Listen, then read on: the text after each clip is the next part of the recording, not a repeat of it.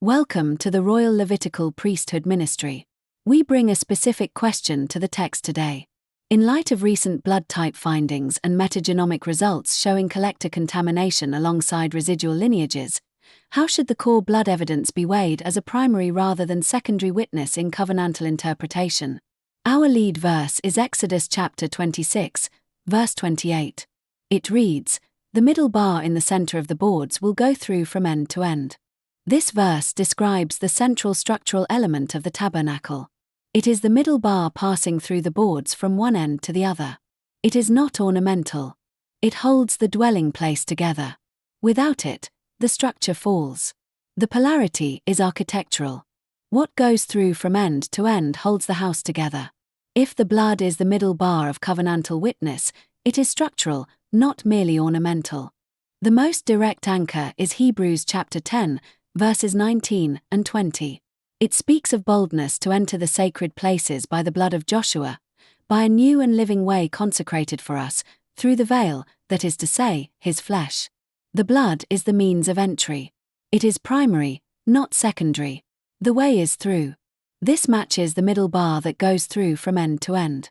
The blood goes through the veil just as the bar goes through the boards. The architecture is one. We see this in the Passover.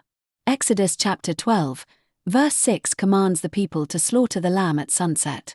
Exodus chapter 12, verse 42 calls it a night much observed for bringing them out from Egypt. The Passover blood is not secondary. It is the sign causing the destroyer to pass over. This sacrificial thread saturates the texts. We observe the meticulous care required in the sacrificial system. Every drop was accounted for in the service of the tabernacle. The altar was sanctified by the blood applied according to the precise statutes given to Moses on the mountain. This ancient pattern establishes a permanent precedent for how we evaluate the physical remnants of the ultimate sacrifice today. We see the sin offering for a propitiatory covering in Numbers chapter 29, verse 5. We see the lot goat in Leviticus chapter 16, verse 9. We see the burnt offering in Leviticus chapter 9, verse 13. We read the priestly offering is sacred in Leviticus chapter 27, verse 9. We see consecrated sacrifices to observe the festival in Exodus chapter 10, verses 24 and 25. At least 10 verses carry this language. The text treats blood as the means of approach. The blood is how one comes near. When asking how this is weighed, we look to Enoch chapter 61, verse 10. It says in the balance shall their deeds be weighed according to the covenant faithful judgment. This uses the word weighed. The weighing is covenant faithful judgment, recurring in Enoch chapter 62, verse 3. The weighing belongs to the Creator, not the laboratory. The blood is weighed by covenant terms, not forensic science. This locates science as a witness to the blood, not the arbiter. The cloth bears the imprint of one who was dead and came out. John chapter 11, verse 44 describes him coming out bound with grave clothes, his face bound with a napkin. The cloth witnesses to the departure from death. Yet, 2 Corinthians chapter 1, verse 9 reminds us not to covenant trust in ourselves but in the one who resurrects the dead. Trust is not in the cloth or DNA lineage. Romans chapter 5, verse 17 tells us those receiving the gift of covenant faithfulness will reign in life by one, Joshua Messiah. Reign in life comes through covenant faithfulness, not merely physical proof. We must acknowledge contamination. Metagenomic results show collector contamination. Ezra chapter 9, verse 11 describes the land as unclean, filled from one end to another with uncleanness. Contamination fills the evidence from one end to another, echoing the middle bar. It does not negate the blood witness, but the physical medium is not pure. Leviticus chapter 15, verses 1 and 2 remind us an oozing discharge makes a man unclean. Blood and discharge carry sacred and unclean dimensions. The physical evidence is not clean. The blood is sacred, but the medium is subject to corruption. Because of this, we heed 1 Samuel chapter 4, verse 19. Phinehas' daughter-in-law heard the ark was captured. Knowing the ark is present guarantees no victory. The camp presuming on the ark fell. If blood evidence becomes trusted in place of the word, it becomes a stumbling block. Proverbs chapter 15, Verse 8 warns the consecrated sacrifice of the covenant wicked is an abomination, but the prayer of the upright is his delight. Form without faithfulness is abomination. Blood evidence without covenant faithfulness is evidence without weight. Yet, priests stand in the center. Joshua chapter 4, verse 10 says priests carrying the ark stood in the middle of the Jordan until everything was finished. They stood in the middle, the same spatial concept as the middle bar. Priestly presence holds the center.